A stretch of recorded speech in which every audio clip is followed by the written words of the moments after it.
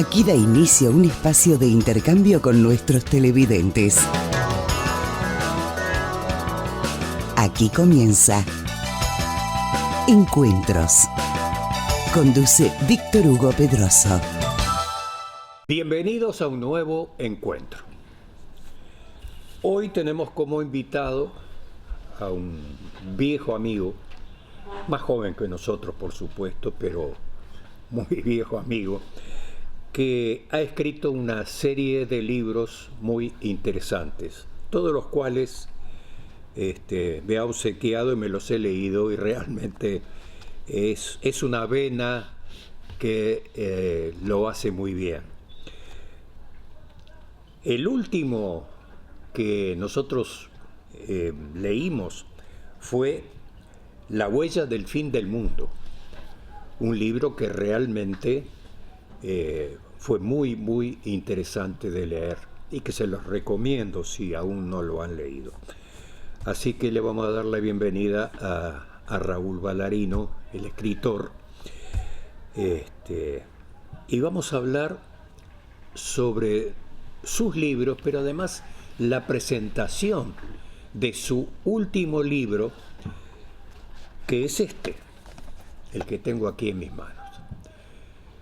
Ustedes deben ya conocer la tapa, pero esta es una edición corregida y aumentada, y muy interesante porque en ella se dan datos que él siguió averiguando y que en este caso, por ejemplo, vinculan al hoy presidente de Rusia, Vladimir Putin.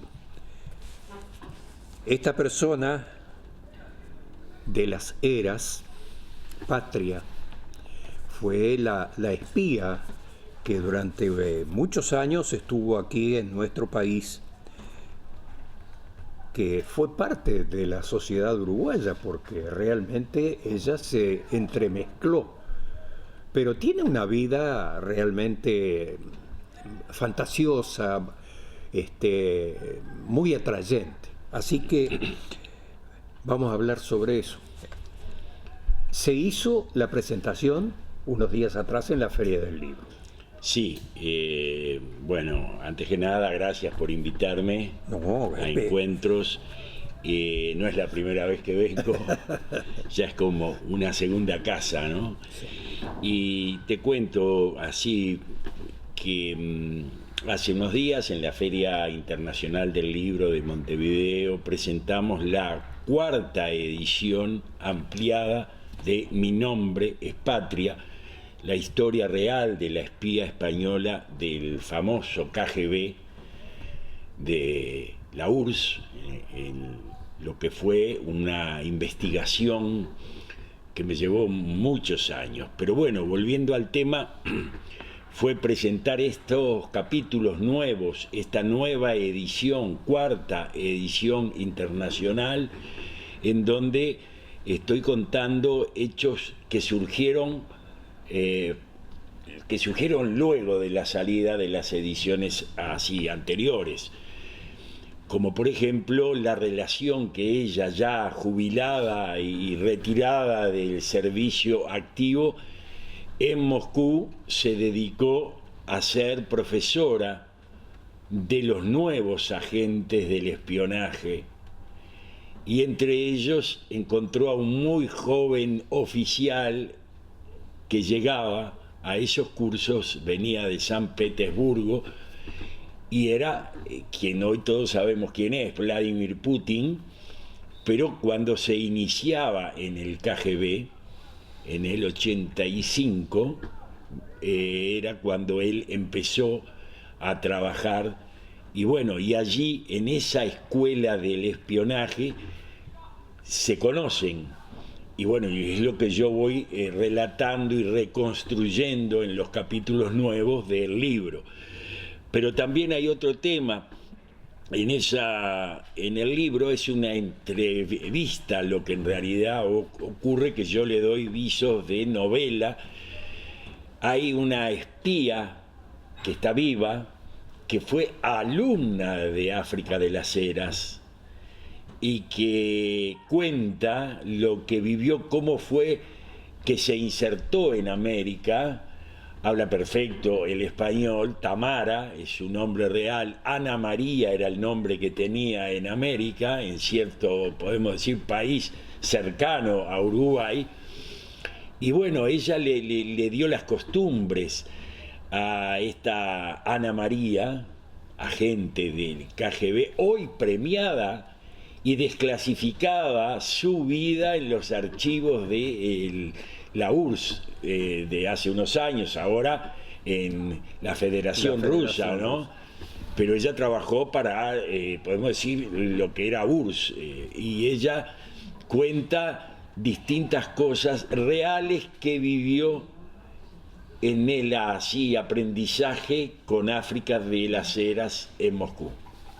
No, realmente África de las Heras tuvo una vida, si se quiere, novelesca, porque ella era de nacionalidad española. Exacto, sí, nació en Ceuta, En Ceuta. protectorado español. Claro.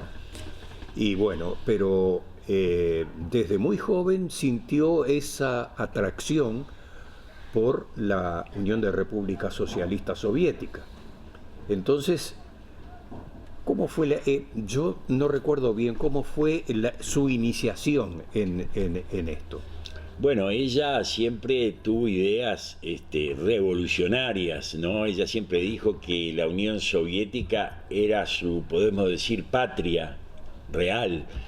Y ella va en España, va a la capital española, a Madrid, y allí empieza su periplo dentro del espionaje, trabajando primero para el Partido Comunista, después se va involucrando, trabaja en distintas actividades clandestinas, y allí es donde nace, hasta que al final, trabajando en Cataluña, en los enfrentamientos, ella se transforma en interrogadora en el gobierno de izquierdas, y ahí la capta podemos decir KGB, y la llevan a trabajar con ellos. Ese es el inicio, resumiendo, ¿no? Porque no es más extenso, claro, sí, y sí. yo lo narro en el libro. No, realmente ella tuvo una parte muy interesante aquí en el Uruguay, porque si uno piensa que estuvo casada con un personaje uruguayo y fue parte de Felisberto Hernández. Pero además fue parte de la sociedad en aquel momento, ¿no? Sí, sí. Es decir, su personalidad la hizo entremezclarse con las esferas más altas del país. Exacto, ella conoció al presidente Gestido en una reunión, no directamente, pero sí en la confitería del Teatro Solís, en el restaurante El Águila. O sea, se fue formando, conoció a personalidades de distintos partidos, pero sin inmiscuirse en eso, ¿no? Sanguinetti llegó a conocerla. O sea, hablamos del año 48 en adelante, estuvo casi 20 años en Uruguay. Tenía una tienda de antigüedades.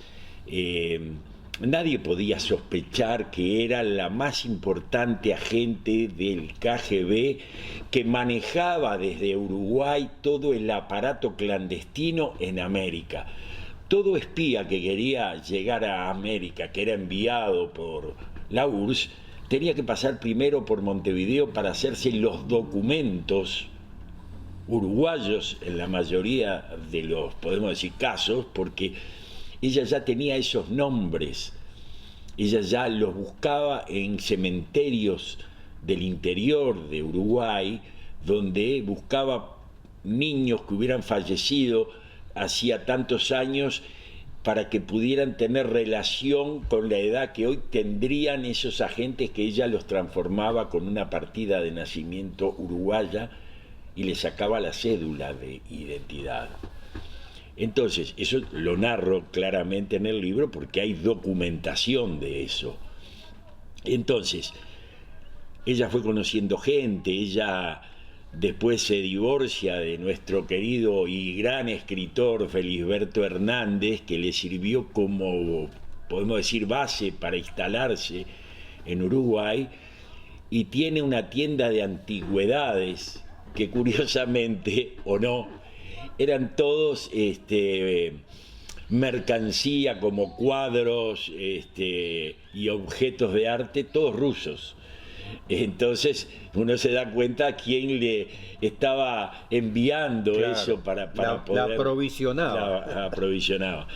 Pero bueno, en su segundo matrimonio en Uruguay, es un agente del KGB que vino a vivir acá, Valentín Marchetti, forman todo eso. Después que muere Valentín Marchetti en extrañas circunstancias, ella queda sola en esa tienda de antigüedades.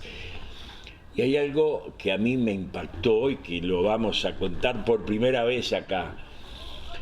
Uno de los más conocidos hoy, pintores, artista plástico, galerista, Washington Ribeiro, con quien yo tengo una estrecha amistad, me fue contando, porque él la conoció cuando él tenía 18 años y iba casi a diario a tomar algo con ella, un té en esa tienda de antigüedades.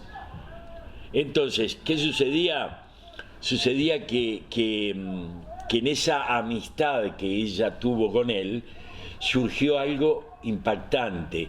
Cuando ella se va del país luego de esos casi 20 años, a sus amistades más íntimas les va regalando cosas. Y a Washington Ribeiro, ese joven de 18 años que escuchaba los consejos que ella le daba sobre arte, le regala un libro. Un libro que podemos decir es un libro, si lo mirás, y si lo abrís en las primeras páginas, tiene, por supuesto, las hojas de un libro. Pero si uno va avanzando, se encuentra con un compartimiento secreto que vaya a saber qué guardaba ahí la espía. Sí, bueno, hasta un arma. Cualquier cosa. Cualquier cosa. O documentación. Y un arma también. Sí, ¿no? sí. Es lo suficientemente grande como para albergar cualquier cosa. Puede ser un arma, puede ser documentación, puede ser cassette, filmaciones, sí. Todo es. Pero qué interesante, ¿eh?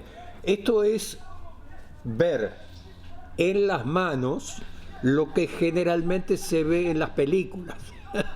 Porque es así. Claro. Existen realmente.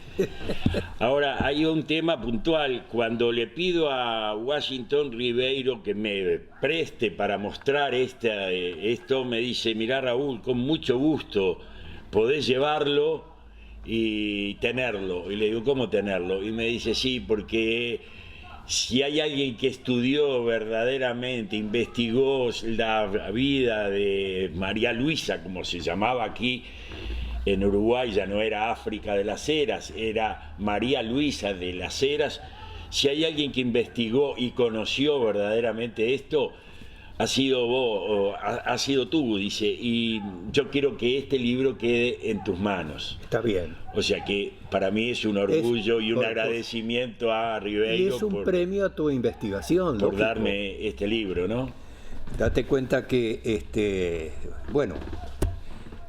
el que tiene la virtud de escribir como tú, que has hecho novelas y impresiones de todo tipo, lo lindo es que la gente reconozca y aporte, porque aquí, por ejemplo, yo me he leído todos tus libros, pero hay temas muy caros para los uruguayos, ¿no? Porque si empezamos con esto, por ejemplo, Wilson La Travesía. Esto es histórico. Es el retorno en el vapor de la carrera de Wilson Ferreira Aldunate para ser recluido en una prisión, en un cuartel militar durante el proceso. Otra de las novelas, pero con hechos realmente certeros, es este. ¿Quién no conoce a este señor? Este señor fue uno de los investigadores más brillantes que tuvo el Uruguay, la policía de Uruguay.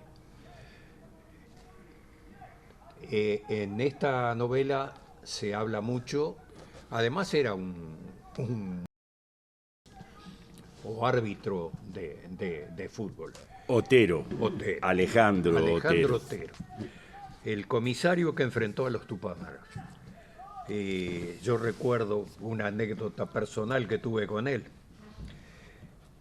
Cuando los Tupamaros en sus principios secuestraron a una personalidad, después de descubrirlo, dónde estaba, fuimos a hacer una filmación. Y estaba él. Entonces yo le hice una entrevista. Y en la entrevista él dijo: estamos en los albores de un movimiento sedicioso en el Uruguay.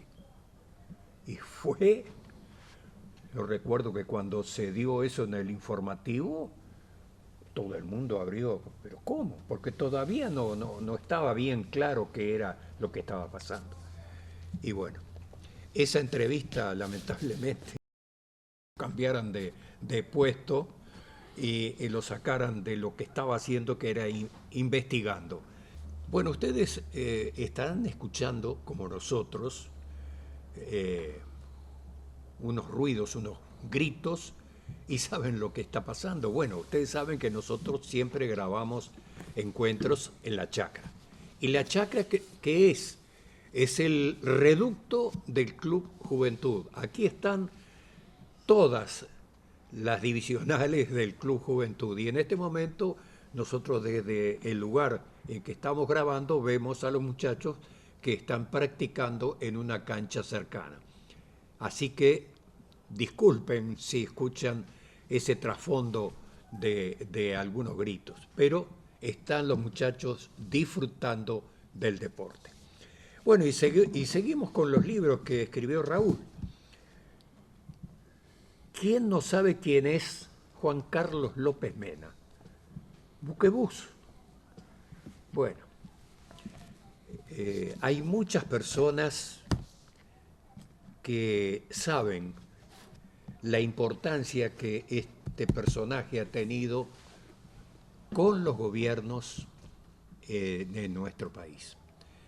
Y aún sigue, porque no hace mucho ahora ha propuesto otro plan para la realización de un gran hotel y una terminal que está en estudio. Bueno, pero ahí está el quid del asunto. No sabemos si lo va a hacer, como muchos de sus proyectos faraónicos que anunció en forma fastuosa, digamos, pero no llegaron nunca a ser realidad. Y esto puede ser también lo que puede ocurrir con este, podemos decir, proyecto de alguna manera, porque sabemos lo que prometió para Colonia y varias localidades del Uruguay que nunca llegaron a ser realizadas, ¿no? O sea que habrá que esperar con precauciones para ver si realmente algo se va a terminar realizando. Bueno, tú hiciste el libro con el comisario Alejandro Otero. Tenés anécdotas también con él. Claro. Porque era un personaje realmente querible, impactante, ¿no? Yo iba muy seguido a su casa, porque teníamos una gran relación de amistad y siempre me iba contando, ¿no? Yo llegué a él por medio de mi hermano Jorge, que que yo le pedí un día que quería conversar con él, pero claro, cuando yo lo llamé y le dije que quería hacer un libro sobre él, me dijo, no, no, un libro sobre mí, no, no, yo le doy una nota para un diario, algo breve, pero un diario, no, la gente va a decir que soy un viejo mentiroso. Me costó convencerlo, me costó mucho, mucho.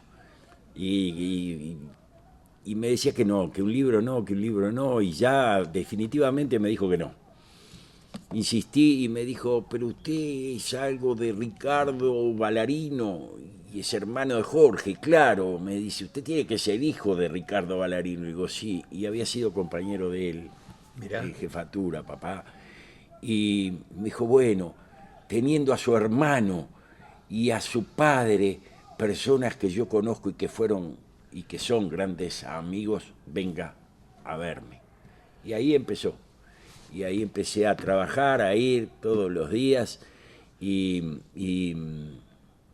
forjamos una linda amistad porque fui conociendo anécdotas más allá de lo que hay en el libro y a nosotros él ya podía decir él claramente de qué equipo de fútbol era hincha porque había sido juez y no quería manifestarlo.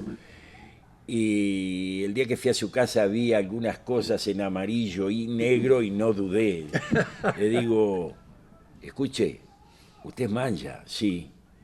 Bueno, y ahí empezó una gran amistad mayor por ser los dos del mismo equipo. Y entonces las anécdotas, las cosas que él me contó fueron haciendo el libro día a día, día a día. Y bueno, pero lo más lindo fue haberlo conocido. Mirá, yo te voy a decir también que Alejandro Otero no solamente fue una excelente persona, sino un profesional realmente de esos justicieros. La prueba está que cuando han surgido declaraciones de ex Tupamaros o Tupamaros, porque el que es Tupamaros yo creo que siempre lo lleva en su corazón. Sí.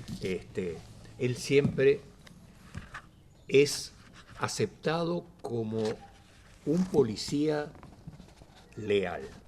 Es decir, lo dijo Fernández Huidobro. Eleuterio. Sí, y te digo más, yo empiezo el libro de Otero con una frase de Eleuterio Fernández Huidobro, que la dijo en Mate Amargo en la revista, en el número 144, el 2 de julio de 1998. Esa frase que está escrita en el semanario dice, Huidobro, ¿no? A fines del 66 y a fines del 70, siempre reconocimos que si en aquel entonces no hubieran intervenido otros comisarios y otras dependencias que se creían mejores, Otero nos hubiera liquidado. Qué reconocimiento, ¿eh? Sí. No, era una persona brillante como investigador, realmente hizo cátedra, porque era una persona muy minuciosa. Es verdad. Él veía cosas donde los demás no ven nada. Sí. Él anticipó lo de la Por guerrilla.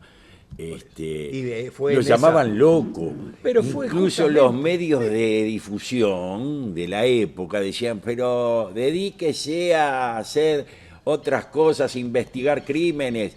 Dice el comisario Otero que hay un grupo de subversivos o de guerrilla que se está gestando en el Uruguay. Eso es mentira. Lo decían en el diario Acción. Sí. Bueno, y fue eso justamente la entrevista que yo le hice, y a los pocos días lo habían puesto en un escritorio. Que cuando yo me encontré con él nuevamente, porque no lo veíamos más en la calle, ¿qué pasó con Otero? Y me dijeron, no, Otero está sentado en un escritorio. Sí. ¿Qué pasó? Dice, ¿te acordás la nota esa que salió en Telenoche? Sí, bueno, Que se la hiciste vos. sí, la hice yo. O sea que el que lo mandaste al escritorio fuiste vos. Lamentablemente quise hacer una nota realmente impactante y fue impactante, pero contra él. Sí, sí, sí. Y No.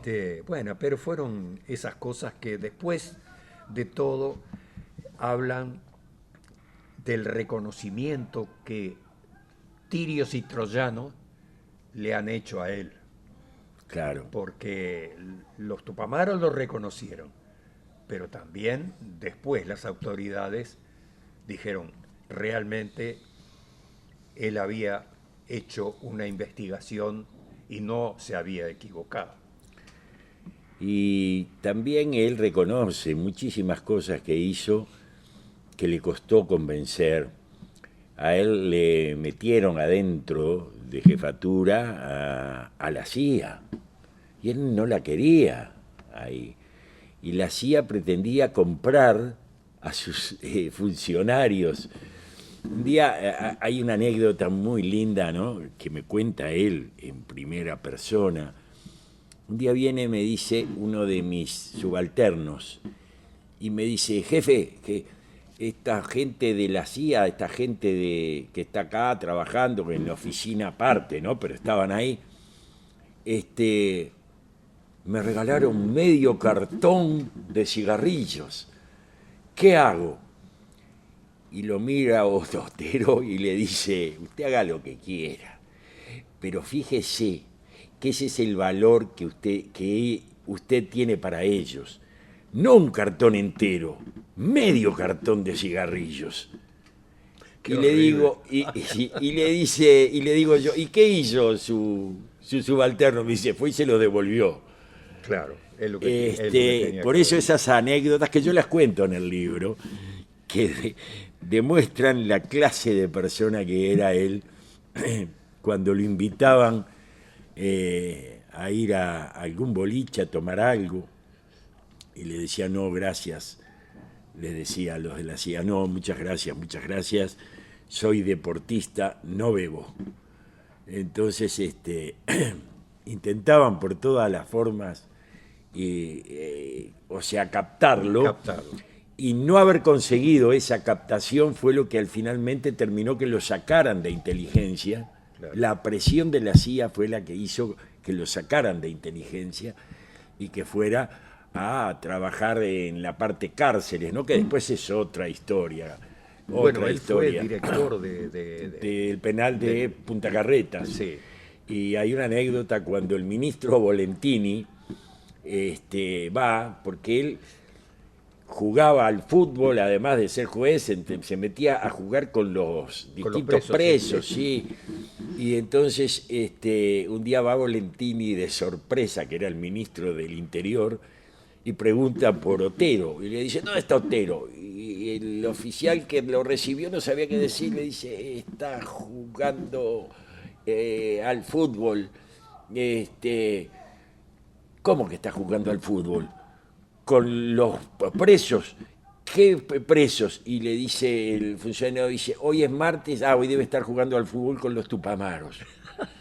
Entonces, esas cosas que tenía él, pero contadas por él, yo las quise transmitir en el libro, pero no sé si lo logro escuchándolo a él, transmitirlo, había que escucharlo a él contando eso. Bueno, yo te digo que cuando él estaba de director del penal, nosotros fuimos varias veces y nos llamó la atención justamente la libertad que había, porque nosotros llegamos a entrar hasta las celdas a conversar con los presos. Sí, Él sí. nos permitió eso. Sí, sí. No- Era único, era un era caso una- excepcional, Sí, sí. o sea, un verdadero personaje. fue alguien que dictó cátedra en lo que debe ser un policía. Yo lo considero así, al menos. Y haber podido narrar su historia, porque no se la dio a nadie la historia, ¿no? Claro. Me la dio a mí, y eso es un agradecimiento que le voy a tener siempre. Aunque ya no está entre nosotros, pero yo le dije que le agradecía mucho que hubiera estado, que me hubiera dado la posibilidad de contar su vida. También, tú escribiste el otro libro, La CIA en el Uruguay. Sí, Ahí fue cuando tú desarrollaste un poco lo que fue la actividad de la agencia exacto, norteamericana sí. acá, ¿no? Sobre ese libro fue hace muchos años, lo escribí para la editorial Planeta. Hoy mi editorial es Fin de Siglo, pero realmente es una investigación donde también hay partes de la historia que me contó él, ¿no? Y de la vida de Nardone, que fue, en el libro yo lo narro, fue el primer agente de la CIA Benito que Nardone. tuvo en Uruguay, sí.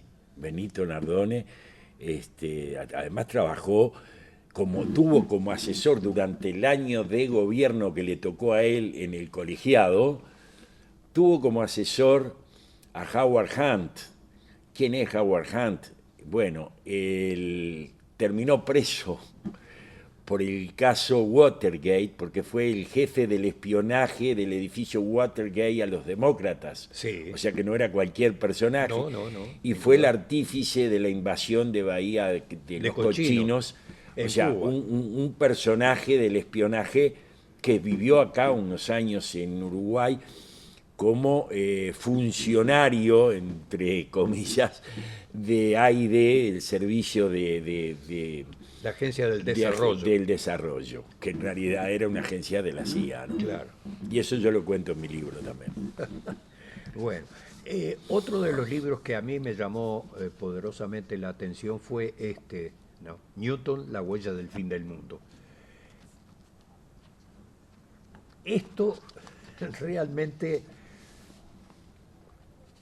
es una novela, claro, pero en las novelas hay un porcentaje de realidad y otro porcentaje de fantasía. Pero si uno lee entre líneas, descubre que hay mucha realidad, demasiada realidad. ¿No es así? Es verdad. Hay dos ejes fundamentales de ese libro, que si bien es novela, está basada en dos hechos reales, puntuales. Los manuscritos que dejó Newton, todos sabemos.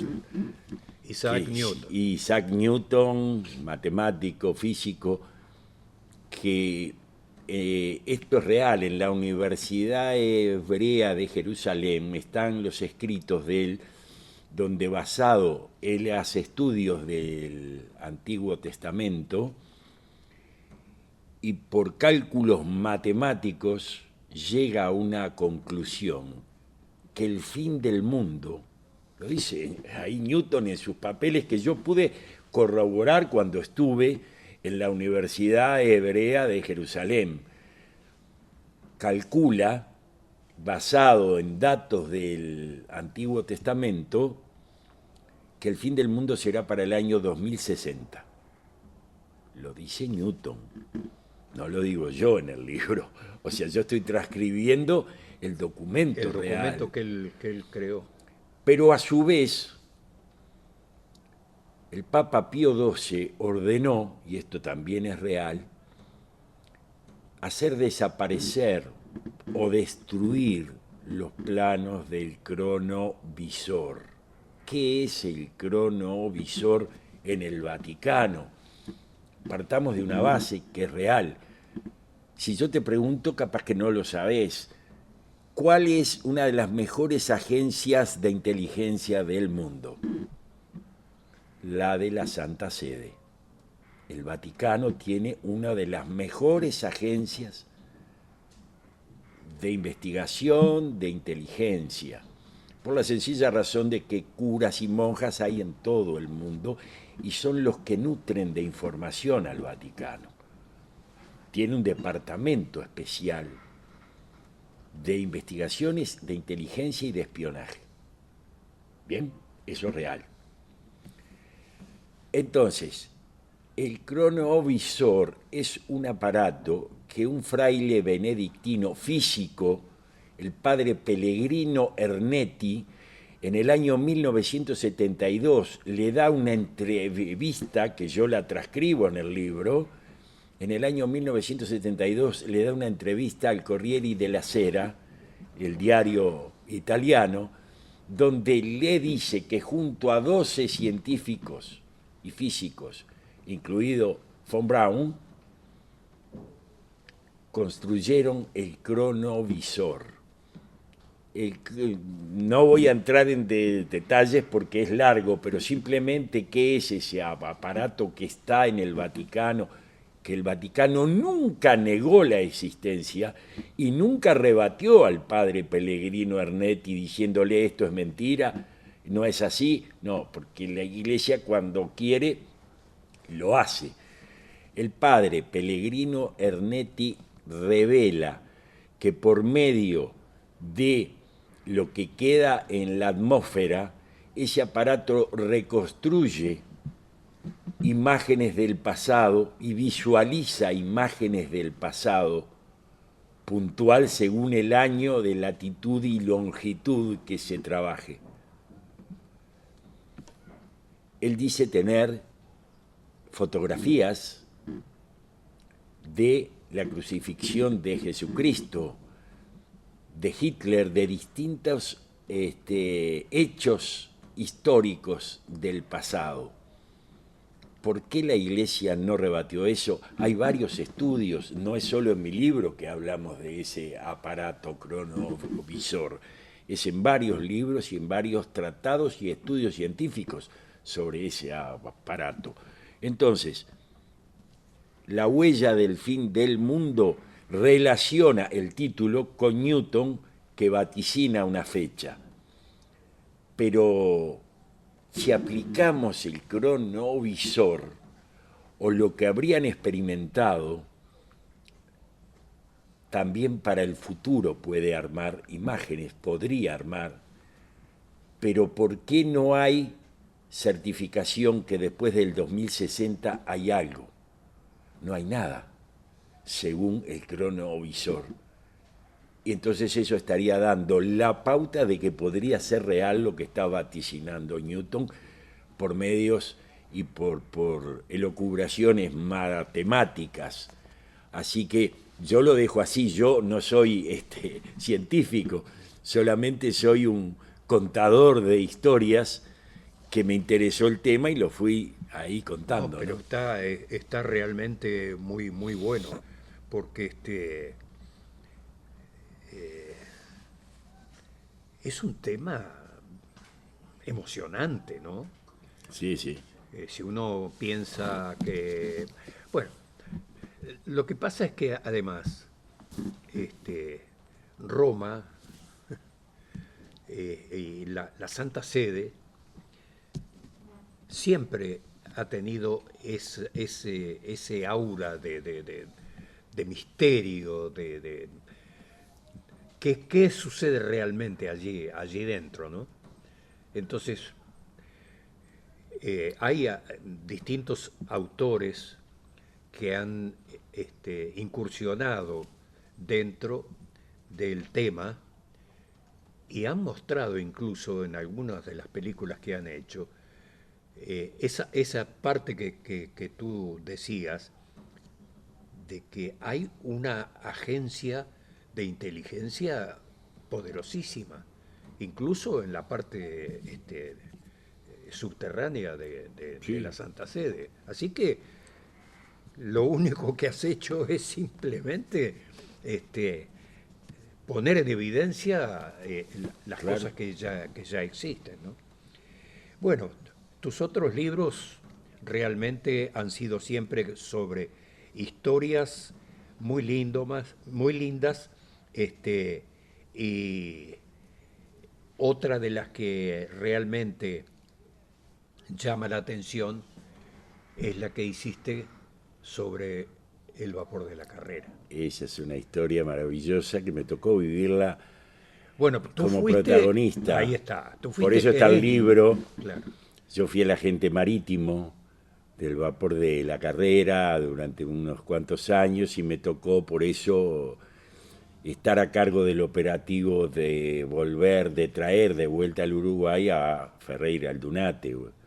Y eso es una de las cosas que me marcó en la vida. Por supuesto. Me marcó históricamente, me marcó humanamente y me marcó políticamente.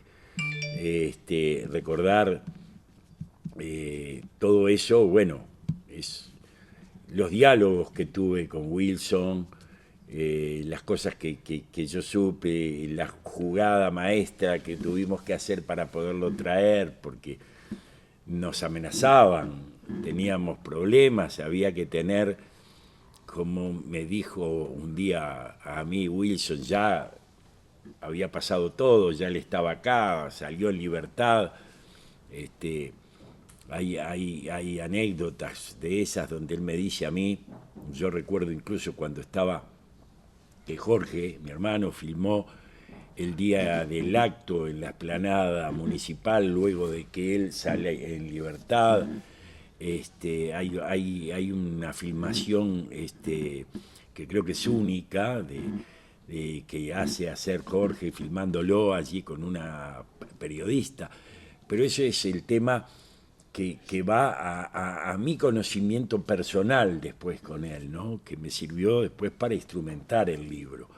Entonces, ¿qué te puedo decir? Haber conocido a Wilson es una de las cosas más lindas que me sucedió,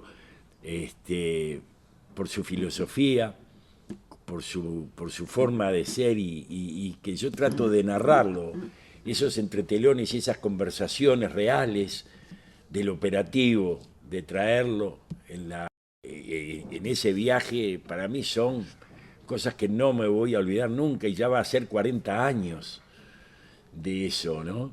No, pero además el personaje de Wilson él atraía. No hay va más allá de cualquier bandería política, sí, no tiene absolutamente nada que ver. Periodísticamente tuve contacto con él y con la señora y con la hija.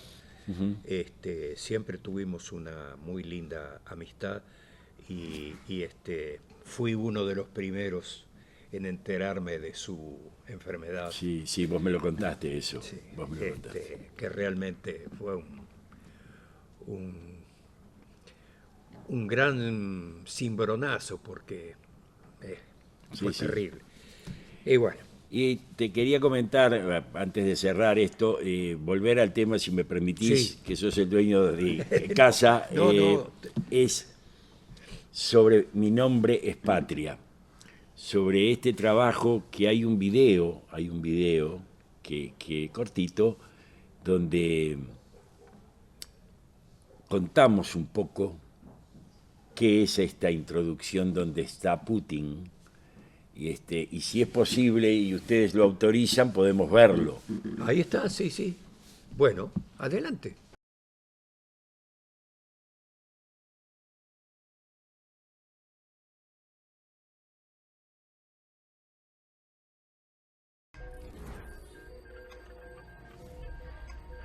...1948... Montevideo, Uruguay. África de la Cera se instala en el centro de la ciudad.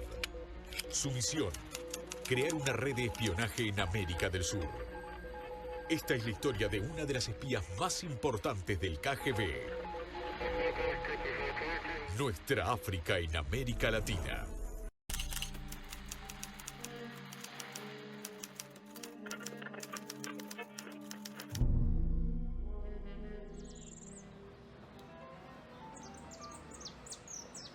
Las tumbas con otro niño. Entonces, como te decía, reitero, son personas que habían fallecido, no sé, 30, 40 años atrás, sí, para adecuarlos a la edad que tendrían ahora los espías que venían de la URSS. Ana María es, ¿no? Sí. Buenas tardes. Buenas tardes. А Тамара Ивановна настоящее имя? Тамара Ивановна настоящая. Этой своей ученице Патрий подарил детали своей биографии и даже свои семейные реликвии для создания биографии легенды. Что за кольцо? Вот это она мне подарила, когда я уезжала. Вот это серебряный набор. Это вот для костры, как сказать, для десерта. Для десерта. Вот, понимаете, это как будто бы мне вот досталось от моих родителей. Мы же когда едем, у нас же ничего нету. Ни фотографий, родители погибли, вот наши легенды. Понимаете, она мне там не подписывала открытки, что там поздравления там старые, чтобы у меня было что-то, чтобы у меня была история.